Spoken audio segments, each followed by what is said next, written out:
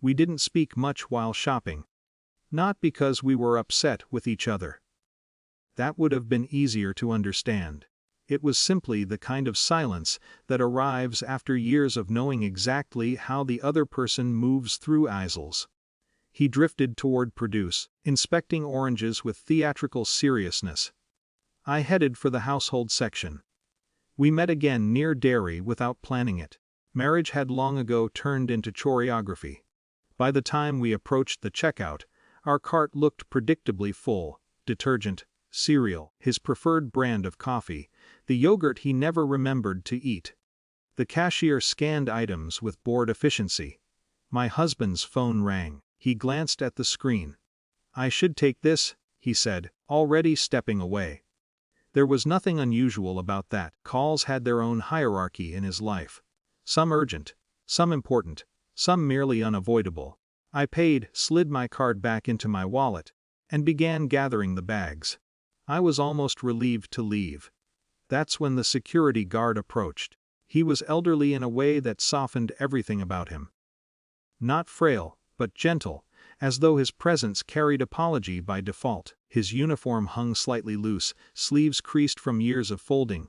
"Excuse me, dear." His voice was low, careful. "Yes." He nodded toward the entrance where my husband stood, turned slightly away, still on the phone. "Is that your husband?" I nodded. The guard hesitated, a brief, human pause. Then, quietly, "Come with me, dear. This is about your husband. You'd better see it for yourself." For a moment, my mind searched for harmless explanations. A misunderstanding. A billing issue. Perhaps he'd left something behind. There was a flicker of embarrassment, the mild irritation of being singled out in public. But the guard's expression didn't fit any of those possibilities. Concern, not accusation. He led me past the customer service desk, through a door marked authorized personnel only. The fluorescent lighting inside was harsher, unkind to everything. A narrow corridor, beige walls, a room that smelled faintly of cardboard and stale coffee. A younger manager stood waiting. She didn't smile. On the desk sat a small monitor. "I'm sorry," she said, her tone procedural rather than sympathetic. "We thought it best you see this directly." The screen played muted footage from a ceiling camera. Grainy, colorless. My husband moved through the electronics section. Casual, unhurried. His hand lingered near a shelf, phone accessories, small boxed items. He glanced once over his shoulder.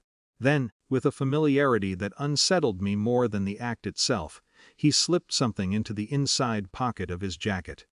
The video looped. Again. My first reaction was strangely detached. There was no shock, no dramatic rupture. Only a peculiar sense of misalignment, like seeing someone wear your spouse's face incorrectly. "That can't be right," I heard myself say. But even as I spoke, memory rearranged itself. The new headphones he'd brought home last month. The charger he claimed was on sale. The vague explanations. The dismissive shrugs. Small inconsistencies I had filed away without inspection. "We've documented several incidents," the manager continued gently. "Today we needed to intervene." The word "several" landed quietly, heavily. Not once, not a mistake, a pattern. They escorted him into the room minutes later. He looked more irritated than afraid. "This is ridiculous," he began, then stopped when he saw me. Something shifted in his face, not guilt exactly. Calculation, perhaps. The rapid mental search for a version of events that might still work. "It's not what it looks like." The sentence felt rehearsed. The manager spoke calmly, firmly. Store policy, evidence, procedure, the language of institutions that no longer required persuasion. There was a clipboard. Forms. A request for identification. For the first time, my husband appeared smaller, not humiliated, not destroyed, simply stripped of the casual authority he carried so effortlessly at home. No raised voices, no scene, just process. I watched him sign, watched the pen move in his hand.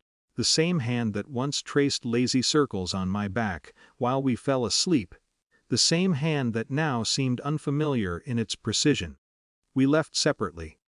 He walked ahead of me through the parking lot, shoulders rigid, as though distance itself might reassemble dignity. I didn't hurry. The winter air felt oddly clarifying. Inside the car, he finally spoke. "You're not going to say anything?" I considered the question. There were many possible responses: anger, accusation, disbelief. Entire speeches waiting to be delivered. Instead, I said the only thing that felt true. "I think I've been saying things to myself for a long time." He turned toward the window. Silence returned. But it no longer resembled choreography. At home, the groceries remained on the kitchen counter longer than necessary. The yogurt, the coffee, the ordinary artifacts of a life that suddenly seemed arranged around assumptions rather than knowledge. Nothing dramatic happened. No ultimatums. No declarations. Only a subtle, irreversible adjustment, like discovering a crack in a foundation you could not unsee, no matter how carefully the furniture was arranged.